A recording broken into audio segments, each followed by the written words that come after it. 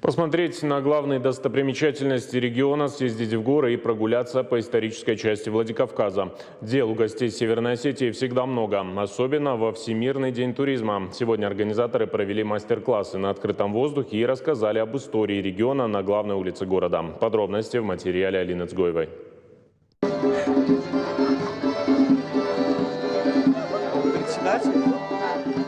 Вот так под гармошку, может и не совсем синхронно, но очень старательно туристы со всей страны учатся танцевать остинский щимт. Рядом группы тех, кому рассказывают историю региона, а другие знакомятся с разнообразием национальной кухни.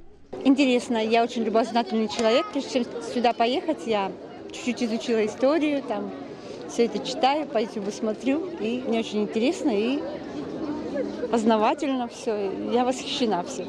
Восхищаются и те, кто никогда не видел, как из дерева можно вытачивать предметы быта топором. А если нужно изделие со сложным дизайном, здесь же на месте покажут при помощи специальных инструментов. А вот на этой площадке показывают, как легко можно ваять из волок абсолютно все, что захочется. С первого раза вот такую шапочку, конечно, не сделать, но в целом попробовать стоит.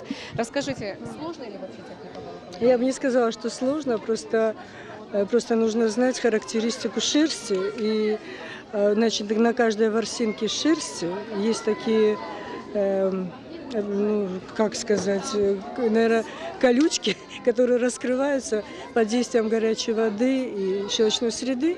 И когда мы определенные действия над ними проводим, там гладим через какую-то сетку, либо шлифовальной машинкой работаем, они сцепляются между собой, и получается войлок.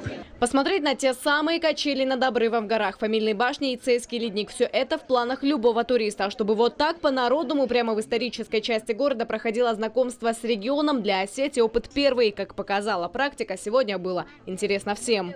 У нас только развивается туризм в Осетии, и это то, что мы здесь представляем: танцы, национальные блюда, национальные ремесла.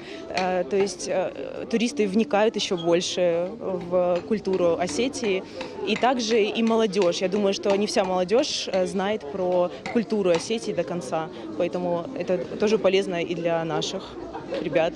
Все мы, наверное, туристы в той или иной степени. Мы, рождаясь, уже становимся туристами, потому что жизнь – это путь, который проходит каждый человек. Соответственно, это праздник для всех людей нашей планеты. Регион не первый год признается одним из самых динамично развивающихся среди всех туристических направлений России. Очевидно, что Всемирный день туризма в Осетии будут отмечать с еще большим размахом. Алина Цгоева, Артур Гаглоев. Новости Осетии.